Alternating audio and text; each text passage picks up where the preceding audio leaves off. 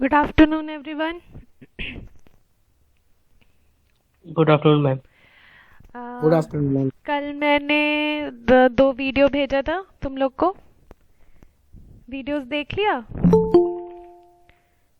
Fluidised bed combustion का और pulverisation of कोल का।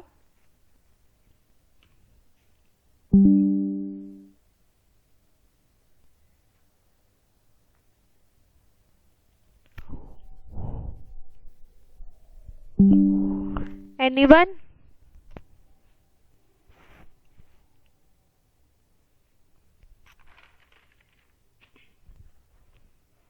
वीडियो देखा? किसी ने वीडियो देखा?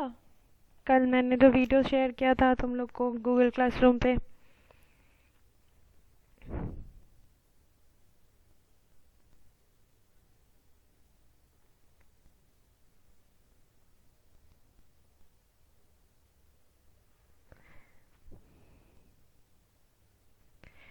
सो व्हाट इज पल्वराइजेशन ऑफ कोल?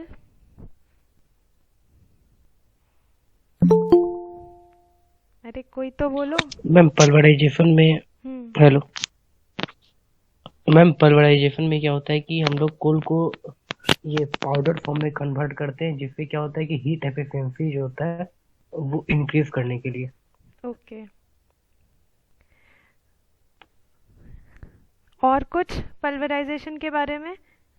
अभी कल ही मैंने बताया था कुछ कुछ और कितने एम का कोल जो है वो पास कराते हैं।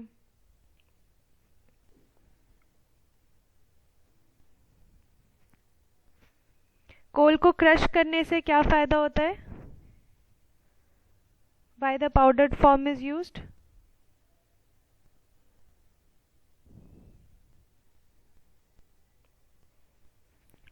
Why the powdered form of coal is used?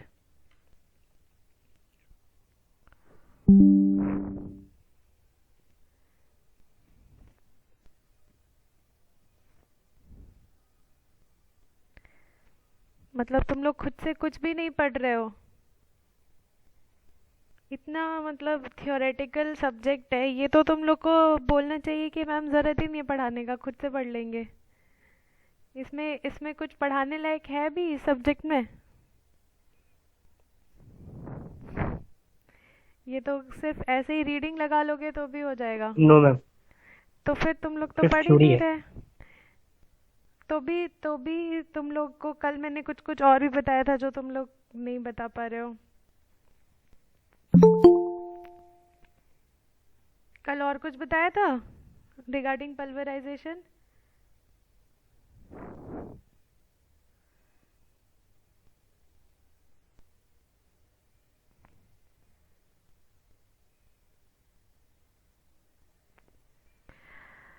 Okay, so basically coal का जो एरिया ऑफ कांटेक्ट है फॉर कंबशन उसको इंक्रीज किया जाता है सो दैट कि maximum amount of coal powder can be used to generate the heat energy, क्योंकि जितना ज़्यादा सरफेस एरिया बढ़ाएंगे उतना ज़्यादा अच्छे से कोल जो है वो उसका कंबशन होगा और उतना हीट एनर्जी वो प्रोड्यूस करेगा। और इसके लिए कल मैंने बताया था कि फाइननेस ऑफ कोल जो होता है उसको हम एक स्टैंडर्ड के हिसाब से मेजर करते हैं और उसको एक सीव से पास कराते हैं। सीव जिसको बोलते हैं छलनी या छन्नी, जो भी बोलते हो तुम लोग, तो सीव से पास कराते हैं। और इस सीव का कितना डायमीटर होता है, इसका विड्थ कितना है जिससे वो कोल जो है वो पास हो जाएगा, उसके बेसिस पे फाइननेस ऑफ कोल जो होता है वो स्टैंडर्ड के हिसाब से फिक्स करते हैं। ठीक है। सो जनरली क्या होता है, 70% of coal passes through 200 mesh sieve and 95% या 90% of coal passes through 50 mesh sieve। ठीक है। नाउ सी, यहीं से तुमको पता चल रहा है कि 90% इज ग्रेटर देन 70%, यानी कि अगर 90% कोल पास कर रहा है, यानी कि इस सीव का जो डायमेंशन होगा, छलनी का जो डायमेंशन होगा, जो विड्थ होगा वो ज़्यादा होगा, और इस सीव का, इस छलनी का जो डायमेंशन होगा, उसका विड्थ होगा, वो कम होगा। तो उसी हिसाब से 50 मैश सीव का जो डायमेंशन होता है वो होता है 0.297 mm, और इसका जो डायमेंशन होता है वो होता है 0.074 mm। ठीक है, यानी कि जितना जितना ज़्यादा बड़ा मैश होगा, मैश का सीव होगा, जितना उसकी उसकी मैश की जो क्वांटिटी होगी वो ज़्यादा होगी। ये मत समझना कि 200 मतलब उसका डायमेंशन, उल्टा है एक्चुअली। तो जितना ज़्यादा नंबर में मैश सीव ज़्यादा बड़ा होगा, उतना कम कोल जो है उससे पास हो पाएगा। वो मैक्सिमम जो पाउडर फॉर्म होगा सिर्फ उसी को अलाउ करेगा, बाकी जितने भी रॉक फॉर्म के, सॉलिड फॉर्म के जो भी कोल आइटम्स होंगे उसको वो फिल्टर आउट कर देगा।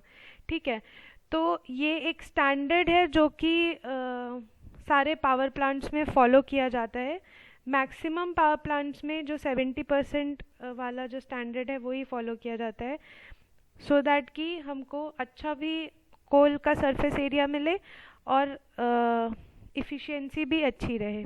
ठीक है, so this is a small setup of pulverisation of coal which I am drawing here. ये ऑलरेडी अगर तुम लोग ने वीडियो देखा होता तो मुझे बनाना नहीं पड़ता, ऑलरेडी वीडियो में बना हुआ था। जस्ट उसी का एक इलैबोरेशन है ऑफ पल्वराइजेशन ऑफ कोल।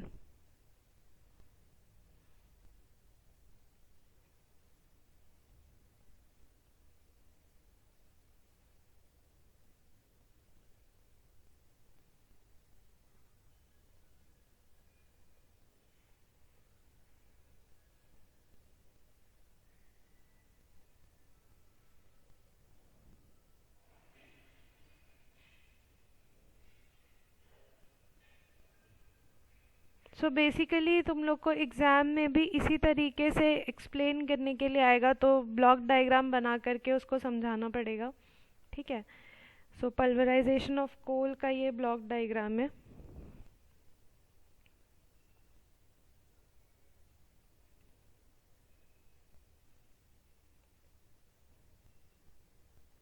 ये सारे नाम जो है ना वो तुम लोग को याद रखना चाहिए, क्योंकि कभी भी कोई पूछेगा पावर प्लांट के बारे में, जब पावर प्लांट विजिट करोगे, तो हॉपर क्या है, सीव क्या है, ये सारी चीज़ें तुम लोग को पता होना चाहिए।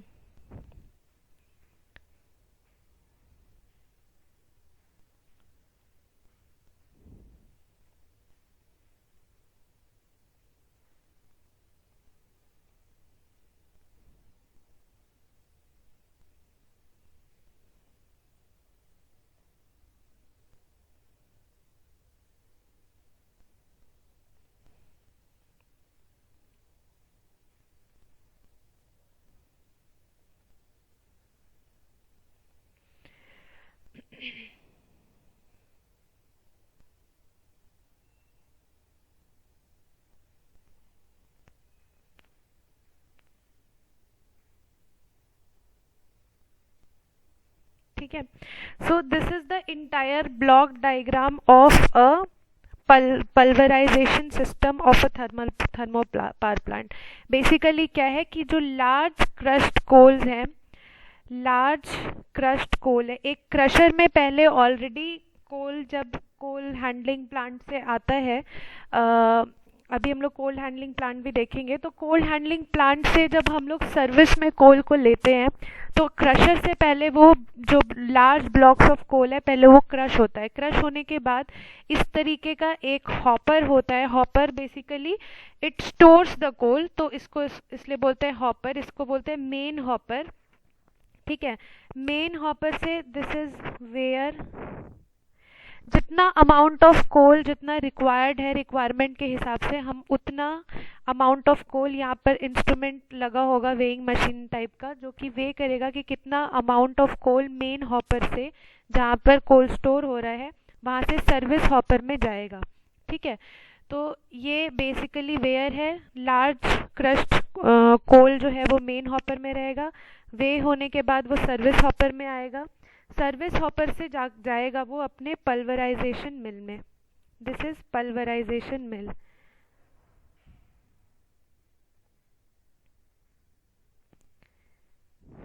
ठीक है, ये पल्वराइजेशन मिल जो है कोल को फाइन पाउडर में क्रश करेगा in in the form of microns जो है कोल क्रश होंगे। कोल क्रश होने के बाद सेपरेटर में भेजा जाएगा, सेपरेटर में जहाँ पर फिर से जो डस्ट पार्टिकल्स होंगे या जो बड़े पार्टिकल्स क्रशर से रह गए होंगे वो सेपरेट आउट होंगे, और सेपरेट आउट होने के बाद यहाँ पर साइक्लोन बोलते हैं इसको, ये साइक्लोन में भेजा जाता है। ठीक है, नाउ सी साइक्लोन में क्या होगा, ये जो डस्ट पार्टिकल्स हैं इसमें हम लोग एयर पास कराते हैं साइक्लोन में। यहाँ से देखो एयर जो है वो पास हो रहा है साइक्लोन में। ठीक है, फैन के थ्रू साइक्लोन में हॉट एयर जो है वो हॉट एयर बाहर निकल रहा है और यहाँ से अंदर एयर पास हो रहा है। तो बेसिकली जो डस्ट पार्टिकल्स या जो पाउडर पार्टिकल्स होते हैं उनको basically large amount of air दे करके उनको फ्लो कराते हैं ताकि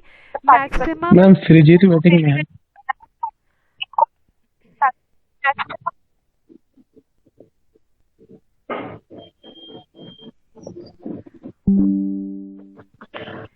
okay, so maximum amount of जो लाइटर पार्टिकल्स हैं, यहाँ पर एयर पास कराने का क्या रीज़न है कि जितना भी तुम्हारा प्रॉपरली क्रश्ड कोल होगा वो उसका जो डायमेंशन होगा, वेट होगा, वो काफ़ी लाइट हो चुका होगा।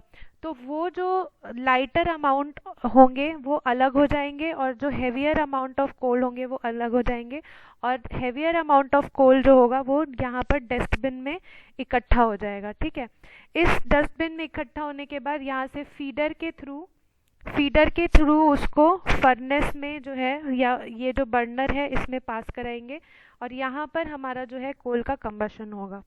ठीक है, so this is the entire process of pulverisation of coal, जहाँ पर कोल को प्रॉपरली पाउडर में क्रश किया जाता है, सेपरेटर से सेपरेट आउट किया जाता है। साइक्लोन एक चैम्बर है जहाँ पर ह्यूज अमाउंट ऑफ एयर जो है वो पास कराते हैं सो दैट लाइटर पार्टिकल्स और हेवियर पार्टिकल्स जो ऑफ कोल है उनको सेपरेट आउट किया जा सके। Then it is collected into the dustbin, from dustbin it is passed to the feeder, and from feeder it is passed to the burner where the coal is combusted with the help in the presence of air. ठीक है, so this is the entire process of pulverization. Pulverisation क्यों करते हैं, large amount of कोल क्यों नहीं burn करते हैं, ये हमने डिस्कस कर चुके हैं हम लोग। Now the second type of coal combustion is fluidised bed combustion. पहला हो गया पल्वराइजेशन ऑफ कोल, जहाँ पर हम पाउडर्ड फॉर्म ऑफ कोल को एयर के प्रेजेंस में बर्न कर रहे हैं। उस बर्न करने के लिए ये पूरा एक प्रोसेस है जिसके थ्रू हमारा कोल पास करता है फिर वापस से बर्न होता है। Second type of coal combustion is known as fluidized bed combustion system.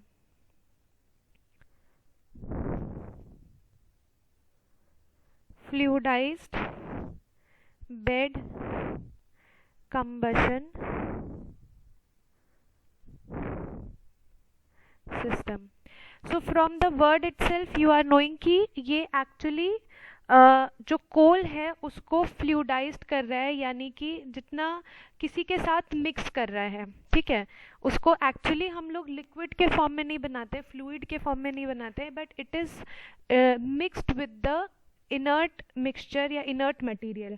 ठीक है, यहाँ पर और bed combustion because there is a kind of bed chamber में जहाँ पर कंबशन होता है, तो इसलिए इसको बोलते हैं fluidised bed combustion system. Because in this type of combustion the coal is mixed with the inert material. Inert material can be dolomite, can be limestone, कुछ भी हो सकता है। what is the need of this inert material, we will come to this. So second type of combustion system is fluidized bed combustion system. तो fluidized bed जो होता है वो कैसा दिखता है, suppose this is the chamber,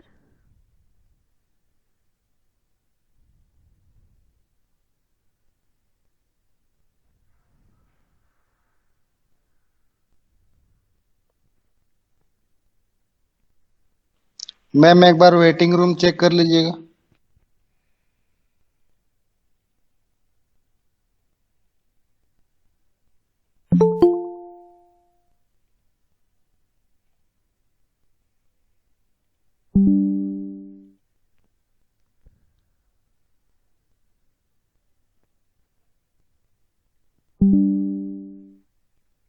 thank you ma'am.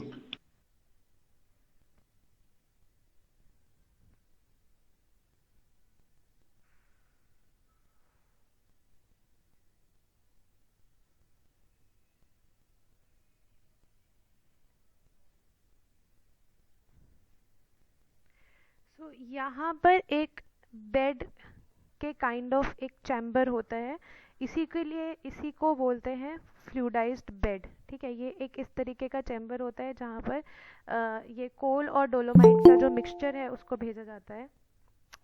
Already 20 minutes हो गया and still students are coming in. Why don't you all come on time? क्योंकि बार बार स्क्रीन चेंज करना पड़ता है और डिस्टर्ब होता है उसकी वजह से।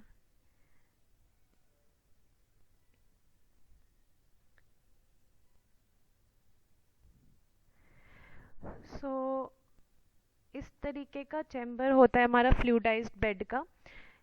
ये एक बेड टाइप का सेपरेटर है जहाँ से हम एयर को अंदर पास कराते हैं। Air is flown inside this and this chamber is known as distributor plate.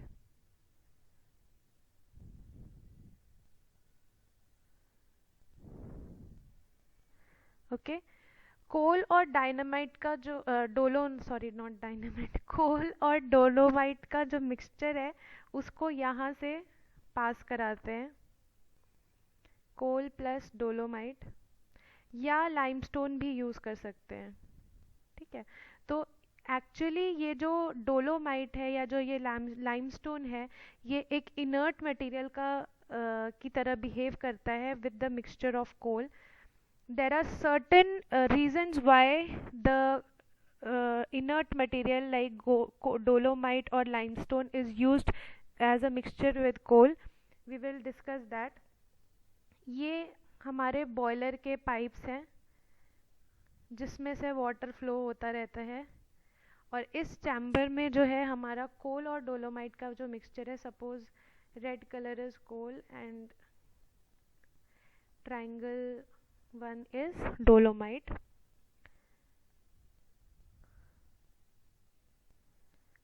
ठीक है, so this mixture of coal and dolomite is burned in the presence of air इस चैम्बर में, और इस बेड सेपरेटर की वजह से उसको बोलते हैं फ्लूइडाइज्ड बेड। तो फ्लूइडाइज्ड बेड कहने का मतलब है कि there is a mixture of coal and inert material which is burnt in the chamber which has a separator as a bed, तो इसीलिए इसको बोलते हैं fluidised bed combustion system. These are the flue gases which will flow out of the chamber and this is the ash overflow.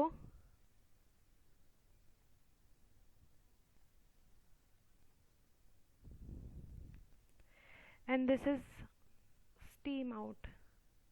So these cross sections of the chamber denotes the pipeline of the boiler which is being whose temperature is being increased and the steam is coming out of the chamber।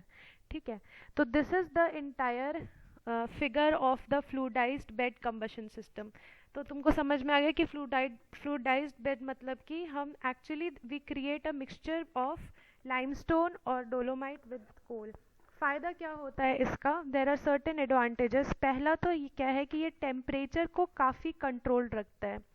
अगर हम pulverisation की बात करें तो pulverisation से boiler का temperature around 1600, in case of pulverisation boiler का temperature जो होता है वो ऑलमोस्ट 1600 डिग्री सेंटीग्रेड तक पहुंच जाता है।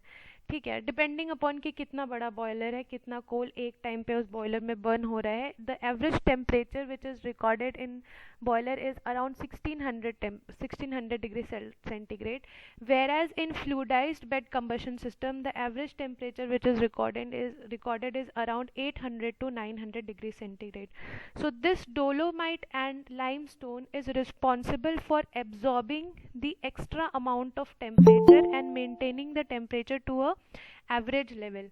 ठीक है, क्योंकि obviously because there are so many manpower which is working in the thermal power plant, तो जितना टेम्परेचर राइज होगा उतनी ज़्यादा प्रॉब्लम्स क्रिएट होंगी, उतना ज़्यादा कोरोजन होगा बॉयलर का.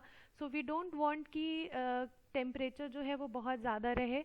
इस वजह से हम डोलोमाइट और लाइमस्टोन का मिक्सचर जो है वो यूज़ करते हैं.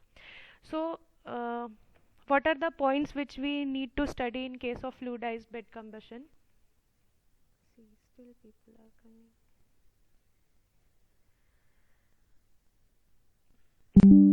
So mixture of fuel yani crushed coal and inert material are fed on a distribution plate, and air is supplied from the bottom of the distribution plate. ठीक है, mixture of crushed coal and inert material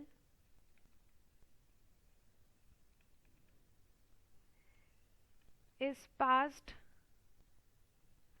through the distribution plate.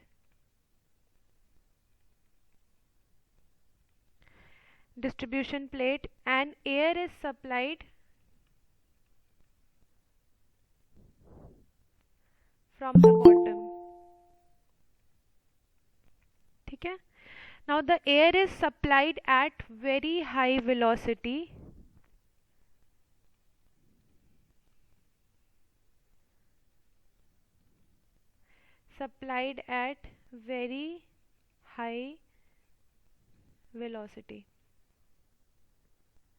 Solid materials remain in suspension condition during burning.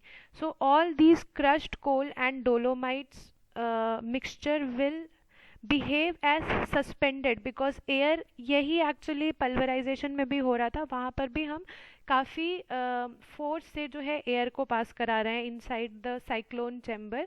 यहाँ पर भी हम force से air को पास करा रहे हैं so that these solid materials behave as suspended, मतलब ये हवा में लटके हुए फील होंगे. ठीक है, so these behave as suspension condition during the burning. The velocity of air causing fluidization is dependent upon the solid material size, range and density. इसकी velocity कितनी होगी इस एयर की, that depends upon the size of the material.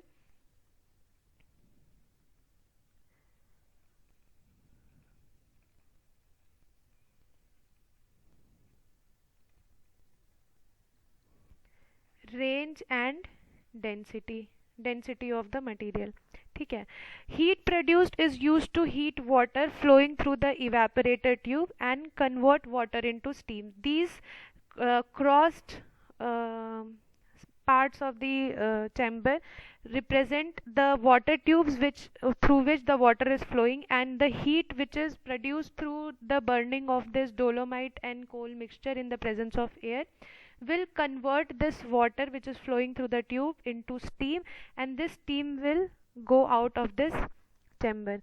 Main function of this inert gas material is to control the temperature of the bed, and hence the operating temperature of fluidized bed combustion system is around 800 to 900 degree centigrade. Apart from this, the two more important factor for which fluidized bed combustion is used is ये जो inert material है, these inert material absorb the formation of SO2, and emission of SO2 is reduced to around 15% in case of fluidized bed combustion. So inert material absorb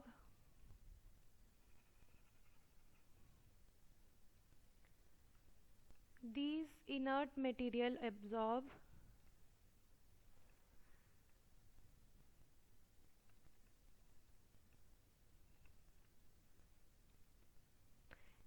SO2 and emission of SO2, जहाँ भी कोल burn होगा वहाँ पे sulphur dioxide का production होता है, and this is very harmful hazardous for the health of the human beings. So SO2 के emission को हम जितना ज़्यादा मिनिमाइज़ कर सकते हैं उतना अच्छा होता है. सो इनर्ट मटेरियल जो होता है, ये डोलोमाइट और जो ये लाइमस्टोन्स हैं, these will absorb this SO2 and emission of SO2 is reduced by 15% in case of fluidized air combustion method. Next is production of NOx is also reduced. X represents the variable. It can be NO3, it can be NO2, it can be NO. So nitrogen oxide is also reduced.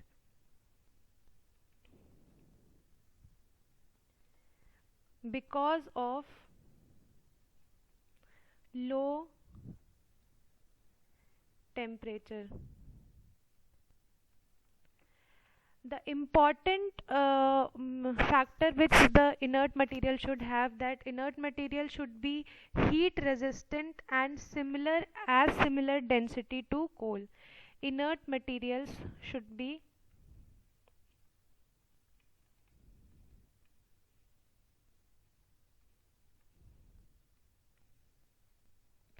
heat resistant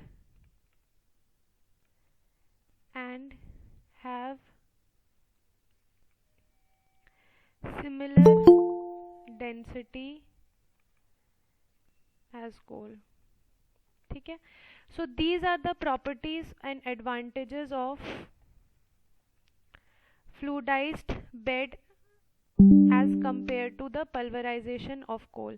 So pulverization में क्या होगा कि जो amount of SO2, amount of NOx release होगा वो ज़्यादा होगा, because the temperature of the boiler, entire temperature of the boiler is high.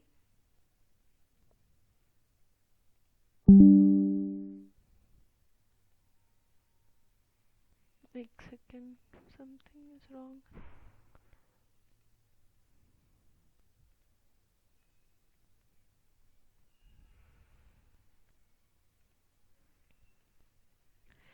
Okay, I hope you can see the whiteboard.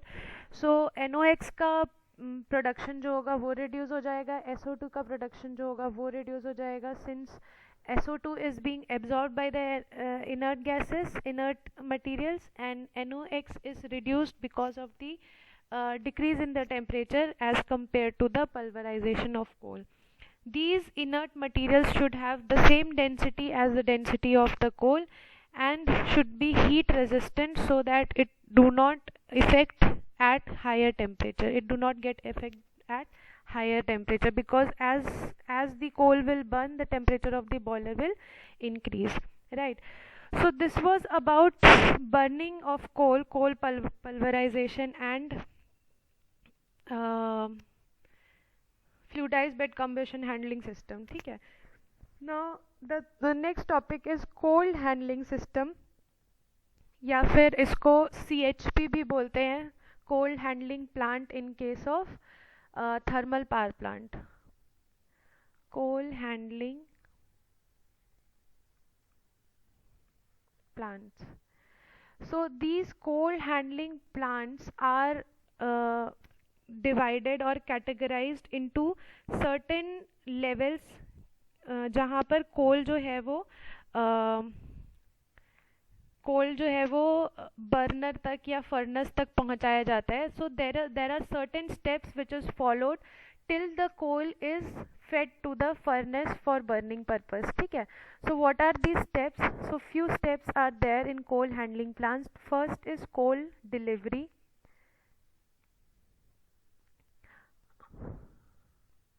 Coal delivery. What is happening in coal delivery? See, coal is being extracted in Jharkhand or in Madhya Pradesh.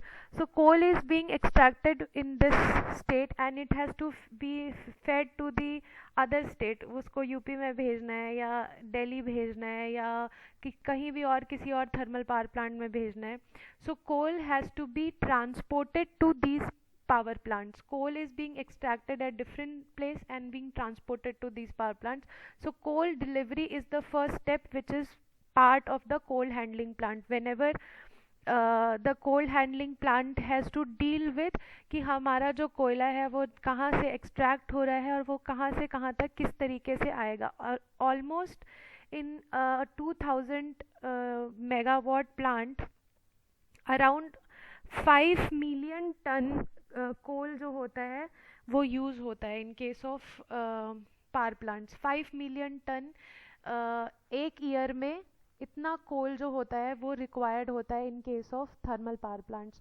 तो you can imagine कि कितना stack उनको coal का रखना पड़ता होगा. Also the coal prices keep on increasing and decreasing with time. अभी जैसे बजट आया कल तो उसी हिसाब से कोल का जो प्राइस होता है वो इंक्रीज या डिक्रीज करता रहता है. तो हमारा जो थर्मल पावर प्लांट है वो कोशिश करते हैं कि वो एक स्टैक ऑफ कोल जो है वो अपने स्टोर में रखे सो दैट कि वो उनको कॉस्ट इफेक्टिव भी पड़े. और in case suppose because you are transporting coal from one place to the other, ठीक है. So there might be possible कि सपोज रेलवे में हड़ताल हो गई, कोई रेल पास नहीं हो पा रही है, या there are some accidents which are happening जिसकी वजह से कोल के not be transported to the location of the thermal power plant. तो इन सब रीजंस की वजह से उनको अपना एक स्टोर मेंटेन करना पड़ता है कोल का, because on a daily basis few tons of coal are being used to produce this power, ठीक है. तो इतना टन ऑफ कोल अगर वो पहले से अरेंज करके नहीं रखेंगे तो on a daily basis they can not expect कि डेली कोल आएगा और वो डेली यूज़ करेंगे. So coal is being stored in their ware house. Store करके रखते हैं वो लोग सो दैट कि it can be used on daily basis. Even though if अगर 15 दिन 20 दिन तक कोई ट्रांसपोर्टेशन नहीं भी हो पा रहा है then only their thermal power plant will not be shut down because of the lack of the coal, ठीक है. So first thing is coal delivery. Coal is delivered from one place to the other through transportation and this medium of transportation can be different, ठीक है. This medium of transportation can be different.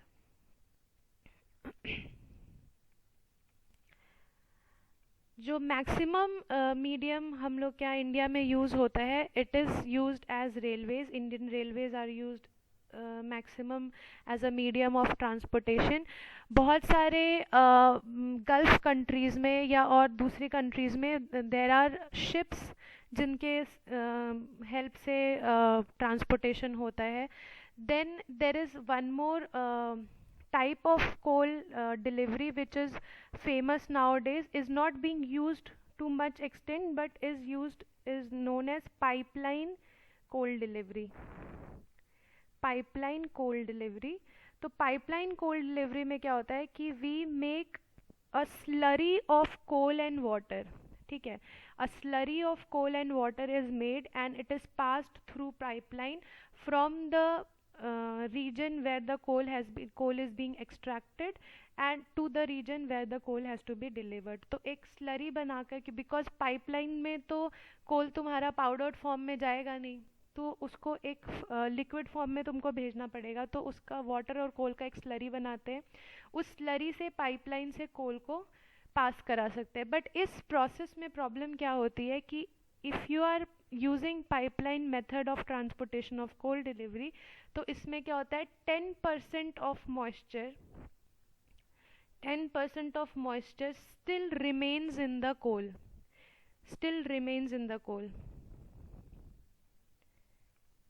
ठीक है. So this is not very efficient for the purpose of efficiency of the thermal power plant. So this is the reason why pipeline method of coal delivery is not very efficient and not accepted by various stakeholders, जैसे NTPC हो गया, DVC हो गया, all these are stakeholders of coal, right? तो ये लोग कोल को खरीदते हैं from Coal India. तो because if you use coal as a slurry of water and coal mixture, then it will even after drying also 10% of the moisture still remains in coal, which will affect the efficiency of heat which is produced while burning of the coal. So these thermal power plants do not agree with this point, और इस वजह से slurry of coal is not generally used as a transport medium in coal delivery. ठीक है, तो you got my point. See इसमें तुम लोगों को कोल हैंडलिंग प्लांट पे अगर क्वेश्चन आता भी है कोल हैंडलिंग सिस्टम पे, तो ये तुमको बस लिखना रहेगा. ठीक है, so just make sure you remember the points, कहाँ कहाँ क्या क्या होता है, और तुमको उस हिसाब से पॉइंट्स के बाद उसको पॉइंट वाइज लिख दोगे तो तुम्हारा काम हो जाएगा. ठीक है, so first is coal delivery, second is coal unloading,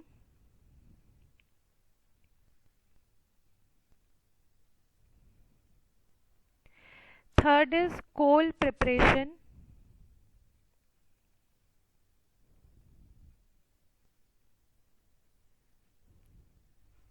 fourth is coal transfer to dead store,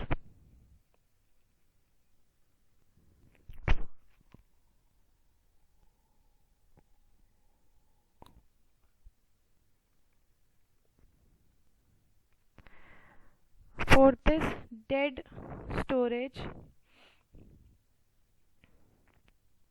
sorry, fifth is dead storage, sixth is live storage,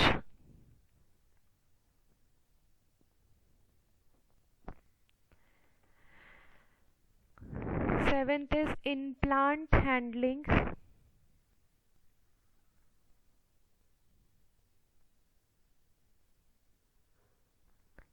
eighth is weighing,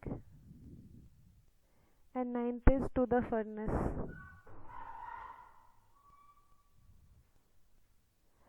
so CHP और कोल हैंडलिंग प्लांट्स एक अलग ही एक section होता है thermal power plant का. जैसे तुमने देखा होगा कि if anybody has gone to a thermal power plant तो ये कुछ मेजर सेक्शंस होते हैं जहाँ की, और कोल हैंडलिंग प्लांट जो होता है वो जनरली थोड़ी दूरी पर होता है फ्रॉम द एरिया जहाँ पर हमारा टरबाइन और जनरेटर कनेक्टेड होता है, या जहाँ पर हमारा ग्रिड जो होता है वो कनेक्टेड होता है. So these coal handling plants are situated where at the place where the railway lines is closest to the CHP. ठीक है, तो जहाँ तक मैक्सिमम तुम्हारा जो गुड्स ट्रेन है वहाँ तक आ सकता है, उसके बाद with the help of conveyor belts it is fed to the plant. ठीक है, so first coal is delivered. Suppose it is using Indian Railways to transfer the coal from one place to the other. Second is coal unloading. coal unloading में क्या होता है, suppose this is your, ये जो इस तरीके का goods train का जो स्टैक होता है वो होता है. क्या होता है, अनलोडिंग के टाइम पर ये जो नीचे के इसके जो दो प्लेट्स होते हैं ये ओपन हो जाते हैं. ठीक है, तो ये ओपन होने के साथ जितना भी कोयला अंदर होता है वो इस तरीके से नीचे गिर जाता है. तो this is the process of coal unloading in case of Indian railways. तो इसी तरीके से कोयले को स्टोर करते हैं, और यहाँ पर इस तरीके का स्पेस होता है जहाँ से फिर कन्वेयर बेल्ट से कोयला जो है वो ऊपर ट्रांसफ़र होता है. तो इस तरीके का बेल्ट होता है जहाँ पर ये कोयला जो यहाँ स्टोर हुआ है उसको हम ऊपर लेकर के जाते हैं. देन कोल प्रिपरेशन में क्या होता है कि छटाई होती है, जो अच्छा कोल होता है और जो ख़राब कोल होता है दोनों को सेपरेट आउट किया जाता है in case of coal preparation. ठीक है, fourth is coal transfer to dead store. What is dead store? Dead store is an area जहाँ पर स्टोरेज करते हैं हम कोल की. आई टोल्ड यू कि 5 million tons of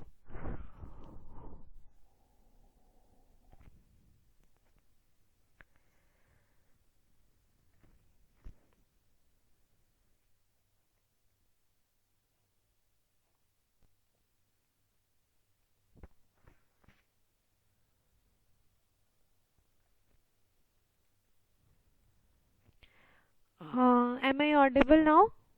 I think there was some Yes, network. ma'am. Okay, there was some network connection. So problem. तो मैं क्या बोल रही थी कि एक्चुअली इस तरीके का जो अपना रेलवे का बोगीज होता है वहाँ से कोल अनलोड होता है। अनलोड होने के बाद कन्वेयर बेल्ट से जो है वो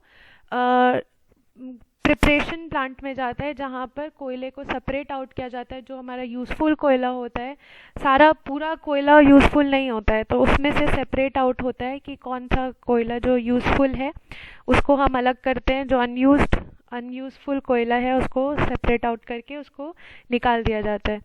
then there is a dead storage में हम जो हमारा सपोज फॉर अ मंथ और 2 मंथ पर्पस जितना कोयला हम यूज़ करने वाले हैं उसका एक स्टोरेज बना रहता है, जहाँ पर कोयला जो सेपरेट आउट जो बेस्ट क्वालिटी ऑफ कोल होता है वो सेपरेट होकर के डेड स्टोरेज में स्टोर्ड रहता है।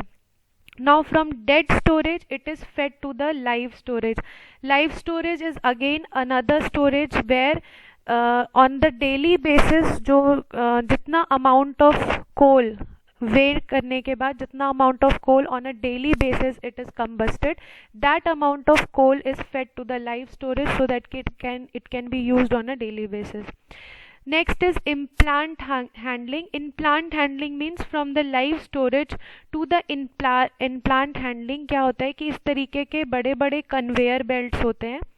इन कन्वेयर बेल्ट्स के थ्रू जो हमारा लाइव स्टोरेज यहाँ इस तरीके से नीचे होता है और कन्वेयर बेल्ट के थ्रू हम लोग कोल को जो है वो ऊपर प्लांट में फीड करते हैं, क्योंकि this has to go to the boiler to for first it has go to the pulverisation system for getting crushed. तो क्रशर तक इसको पहुंचाना पड़ता है। तो क्रशर यहाँ सपोज क्रशर लगा होगा और यहाँ पर लाइव स्टोरेज होगा, तो लाइव स्टोरेज से क्रशर तक पहुंचाने का जो काम करते हैं वो इन प्लांट हैंडलिंग में करते हैं। नाउ आफ्टर क्रशर जैसे हमने अभी पल्वराइजेशन में देखा था ना कि हॉपर था, हॉपर से एक वेइंग मशीन कनेक्टेड था, तो वहाँ पर हम इसको वे करते हैं, कोल पल्वराइज होता है, पल्वराइज होने के बाद ये फर्नेस में चला जाता है। So these are 9 steps which is being followed in case of coal handling plant from coal delivery to feeding the coal to the furnace for combustion purpose. ठीक है। सो whenever there is a question on this, it is purely theoretical question. You do not have to draw any layout in this. You can point wise इसको लिख देना, लिख करके एक एक point समझा देना and you will be done. ठीक है।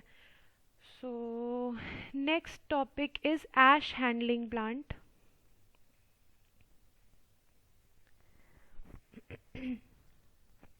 So these are nothing but actually part of your thermal power plant. ठीक है। कोल हैंडलिंग प्लांट हो गया, एश हैंडलिंग प्लांट हो गया, देन इलेक्ट्रोस्टैटिक प्रेसिपिटेटर हो गया, all these are nothing but economiser हो गया, nothing but the part of your thermal power plant. ठीक है। Now there are 2 type of ashes which is produced in a thermal power plant. एक तो है कि एक स्लैग प्रोड्यूस होता है जो कि in the case of a boiler, I draw just a small layout, उससे ज़्यादा बेटर वे में समझ में आएगा।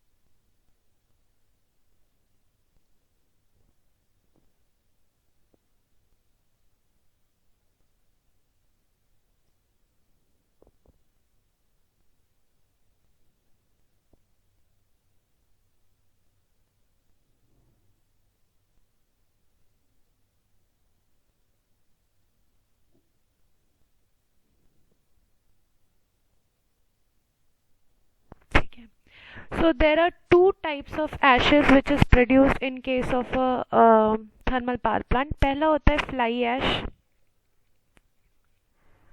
और दूसरा होता है bottom ash.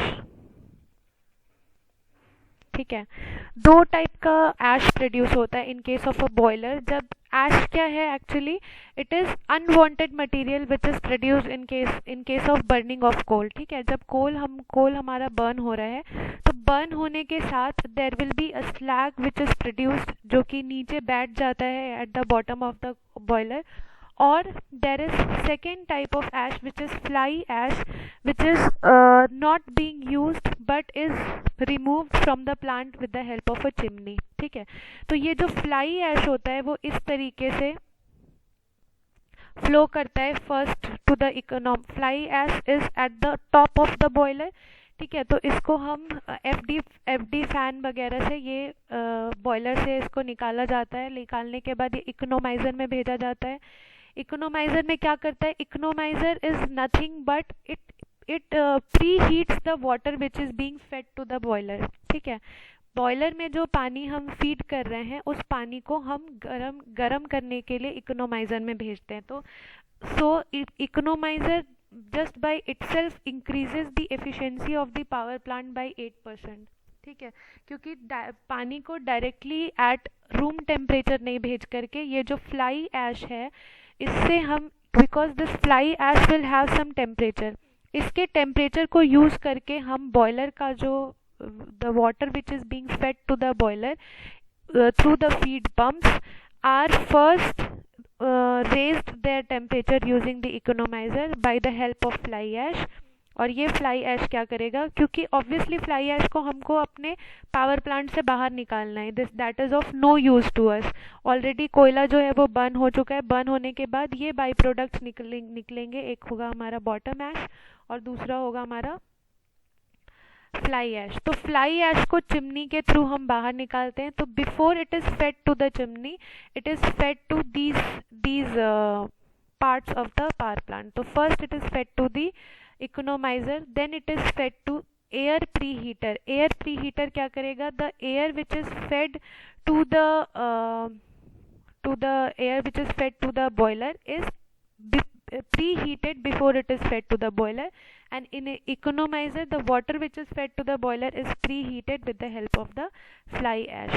now इसमें से भी जो portion of ash जो होगा वो settle down हो जाएगा, वो इस तरीके से यहाँ से बाहर निकाल लिया जाता है.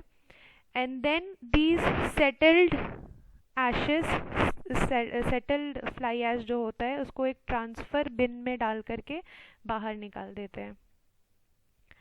ट्रांसफर बिन में डाल करके it can be fed to trucks और जो भी है, मतलब ये actually basically thermal power plant से बाहर निकलता है. Whatever is settle down is fed like this and fed out of the thermal power plant. Next is ESP. ESP is nothing but electrostatic precipitator. ठीक है, हम लोग आएंगे ESP पे कि what is the operation of ESP. Basically nothing but जितने भी ये डस्ट पार्टिकल्स हैं जो कि ऐश के फॉर्म में एयर के साथ चिमनी से निकल रहे हैं, these have a lot of dust particles, a lot of particles which is harmful for the environment and it pollutes the environment. ठीक है, तो इन पार्टिकल्स को हम आयनाइज्ड करके इससे बाहर निकालते हैं. बेसिकली ESP में क्या होता है कि पॉजिटिव और नेगेटिव प्लेट्स होते हैं. ठीक है, इस तरीके के, suppose this red colour are the positive plates और यहाँ पर नेगेटिव इस तरीके से प्लेट्स होते हैं बीच में. ठीक है, तो ये क्या करता है इलेक्ट्रोस्टैटिक प्रेसिपिटेटर, ये जो हम एयर इसके थ्रू पास करा रहे हैं इसको ये नेगेटिवली आयनाइज करता है. इसके जो पार्टिकल्स हैं, डस्ट पार्टिकल्स हैं, उनको ये नेगेटिवली चार्ज करेगा और जैसे ही पार्टिकल्स जो है वो नेगेटिवली चार्ज हो जाएंगे वो जा कर के इन पॉजिटिव प्लेट्स के साथ जा कर के अटैच हो जाते हैं, जाके कंबाइन हो जाते हैं. जैसे क्योंकि ऑब्वियसली नेगेटिव अट्रैक्ट्स पॉजिटिव, तो जैसे ये आयनाइज होंगे, जैसे ये डस्ट पार्टिकल्स आयनाइज होंगे, आयनाइज होने के बाद इन रेड प्लेट से जाकर के कंबाइन हो जाएंगे, उनके साथ जाकर के चिपक जाएंगे। और जैसे ही ये इसके साथ जाकर के फिक्स हो जाएगा ये डस्ट पार्टिकल्स, इन प्लेट्स पर कॉन्टिन्यूसली हैमरिंग होती रहती है, ठीक है। और इन कॉन्टिन्यूस हैमरिंग से इन डस्ट पार्टिकल्स को नीचे गिराया जाता है और यहाँ पर ये जाकर के जमा हो जाएगा। जमा होने करके बाद इसको बिन के साथ ट्रांसफ़र बिन से बाहर निकाल दिया जाता है। तो बेसिकली ये डस्ट पार्टिकल्स चिमनी से हवा में नॉर्मल एयर को पॉल्यूट ना करे, आसपास के एयर को पॉल्यूट ना करे, इसलिए ईएसपी के थ्रू पास कराया जाता है, so that maximum amount of dust is settle down and removed from the thermal power plant. Okay, so this was about fly ash. Second thing is about bottom ash. Bottom ash क्या है? जो कि यहाँ पर कोयला जो है जलने के बाद जो उसका जो ऐश जो डिपॉजिट होगा वो यहाँ बॉयलर में सेटल डाउन होगा।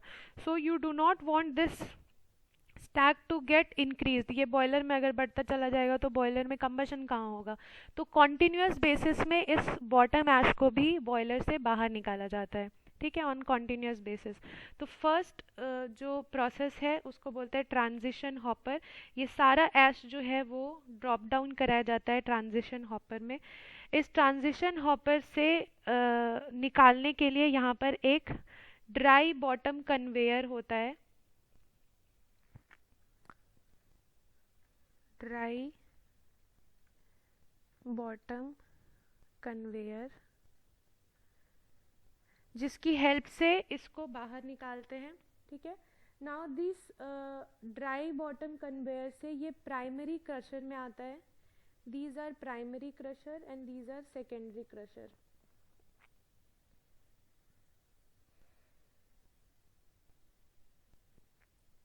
These are secondary crusher.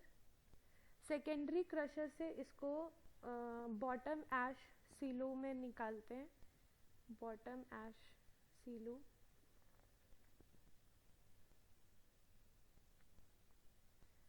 और यहाँ से इसको डी वाटरिंग के लिए बिन में डालते हैं और वापस से ट्रक में अनलोड करके वापस इसको थर्मल पावर प्लांट से निकाल लेते हैं।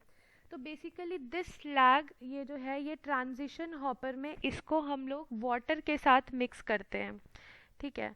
वाटर के साथ इसको मिक्स करते हैं। मिक्स करने के बाद इसको प्राइमरी क्रशर में लेके जाते हैं ताकि इसका और फाइन पेस्ट बन सके। सेकेंडरी क्रशर में और फाइन सेकेंड टाइम और क्रश करते हैं।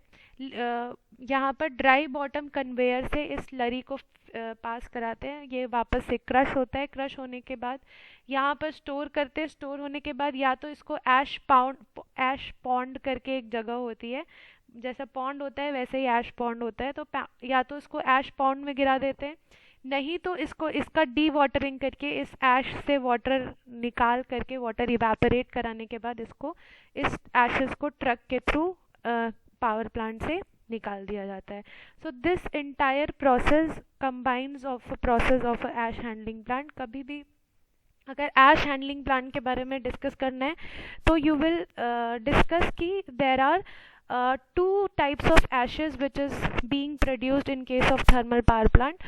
एक हो गया हमारा फ्लाई ऐश जो कि चिमनी से बाहर जाएगा, दूसरा है एक बॉटम ऐश जो कि वाटर से मिक्स होकर के स्लरी बनाने के बाद उसको हम लोग ऐश पाउंड में जो है वो या बंकर्स के थ्रू हम लोग उसको निकाल देते हैं।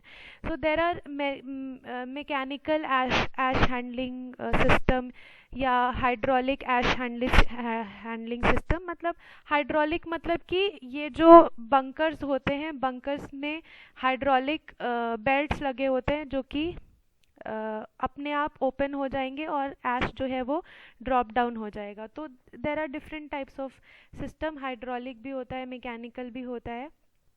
And this ash handling plant is responsible for waste production of the thermal power plant, ठीक है। तो दिस इंटायर थिंग, जैसे कि अगर तुम हाइड्रो पावर प्लांट की बात करो तो hydro power plant cost effective इसीलिए होता है क्योंकि ये ऐश हैंडलिंग प्लांट जो होता है वो हाइड्रो पावर प्लांट में ज़रूरी नहीं होता है, वहाँ पे कोई इस तरीके की स्लैग प्रोड्यूस नहीं हो रही है, directly water is being used to produce the thermal electrical energy, right. तो लेकिन in case of steam power plant, thermal power plant, this is the entire system, ash handling plant जो होता है, this is very costly. These ESPs जो electrostatic precipitators होते हैं, these are very costly और बहुत ह्यूज अमाउंट ऑफ मनी जो होता है वो इन्वेस्ट करना पड़ता है वेस्ट मैनेजमेंट में, ठीक है। This is nothing but waste management of thermal power plant, right? So this entire process is being used for waste disposal, and this requires ample amount of money as well as ample amount of space for ash disposal, ठीक है। because from the environmental engineers and environmental experts, ये कोई भी thermal power plant जब setup होता है तो एक सेट स्टैंडर्ड्स हैं जो उनको फॉलो करना पड़ता है। ऐसा नहीं है कि तुम डायरेक्टली फ्लू ऐश को या जो तुम्हारा फ्लाई ऐश है उसको डायरेक्टली चिमनी से बाहर नहीं निकाल सकते। सो इन टिल 1980s ESP का डिस्कवरी नहीं हुआ था। अब जब से ESP का डिस्कवरी हो चुका है, so none of the power plants you will see जहाँ पर ESP नहीं यूज़ हो रहा है। अगर ESP नहीं यूज़ हो रहा है तो सीधे इन्वायरमेंटल और पोल्यूशन कंट्रोल वाले जो होते हैं वो रेट कर सकते हैं आपके थर्मल पावर प्लांट पे। So basically these are the set standards which has to be followed when you are settling up a thermal power plant, ठीक है। This is the waste management part of the thermal power plant. Now the other part of the thermal power plant is draft system. Draught system.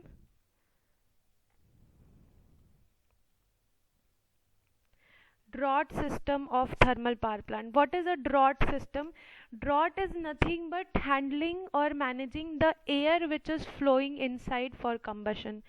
उस air को भी हमको manage करना पड़ता है, उसको कंट्रोल करना पड़ता है। So that system is known as draught system of the thermal power plant. So maintaining a continuous supply of air through the fire bed for proper combustion of fuel is known as draught system.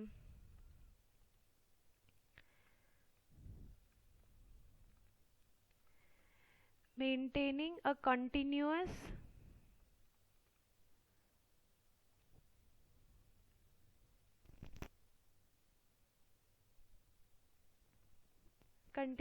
supply of air through the fire bed for proper combustion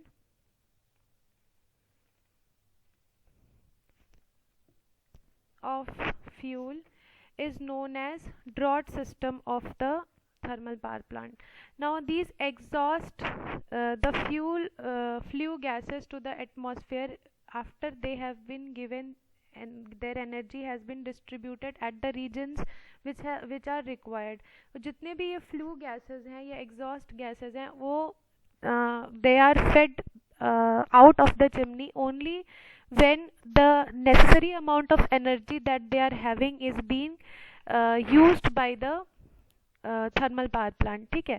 तो इस draught system में there are 3 types of draught system. First is induced fan draught, second is forced fan draught, and third is balanced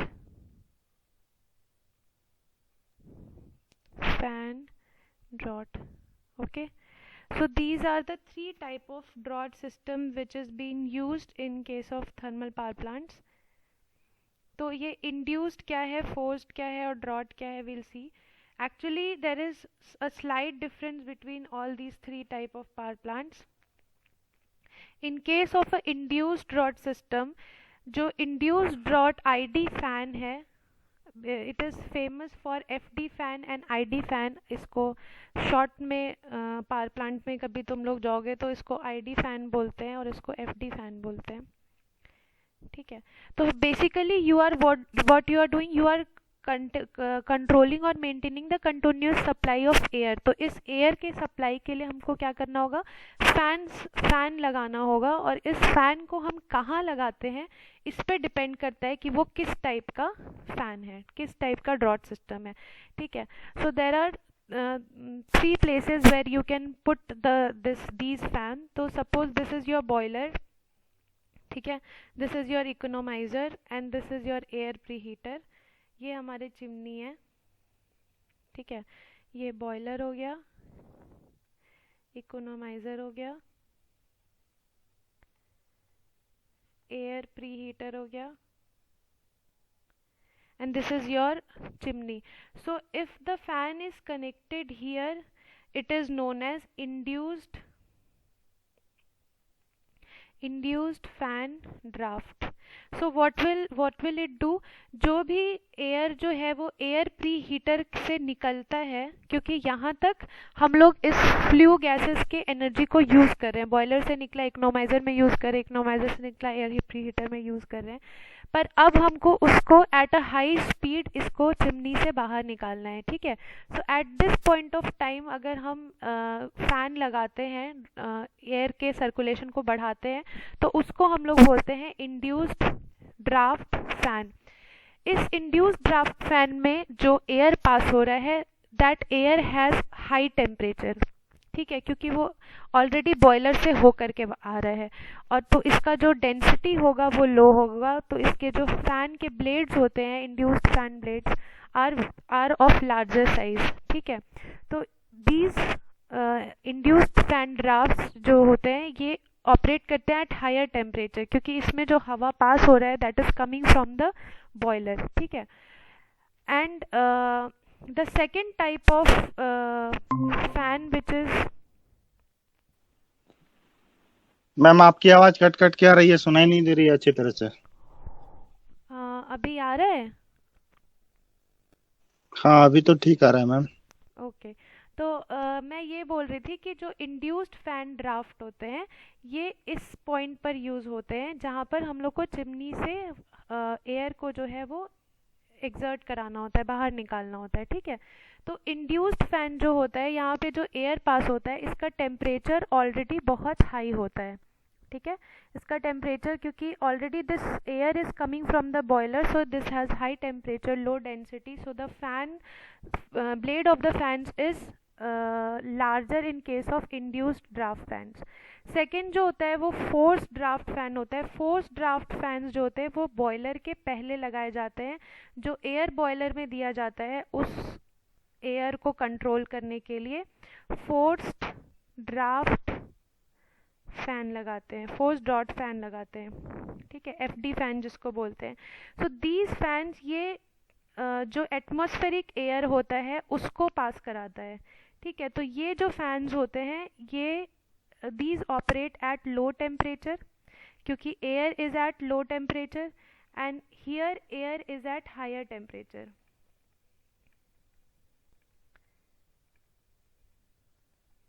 ठीक है. सो ID fans जो होते हैं वो उनका जो ब्लेड्स होता है वो बड़ा होता है. FD फैंस के जो ब्लेड्स होते हैं वो कंपैरेटिवली छोटे होते हैं because of the difference in the temperature of the air which is being pass through both the fans. ठीक है. सो इन दोनों के कॉम्बिनेशन को हम लोग बोलते हैं बैलेंस्ड ड्रॉट सिस्टम. जो सिस्टम में दोनों कनेक्टेड होते हैं, मतलब FD fan plus ID fan will give you balanced drought system. So FD fan plus ID fan combinedly will give you balanced drought system. तो बेसिकली इससे क्या होता है कि हम बॉयलर के जो एयर है उसको भी कंट्रोल करते हैं और जो air is going out of the chimney that is also being controlled. ठीक है. So for today this much only. I have a meeting to attend, तो मुझे अभी क्लोज करना पड़ेगा दिस.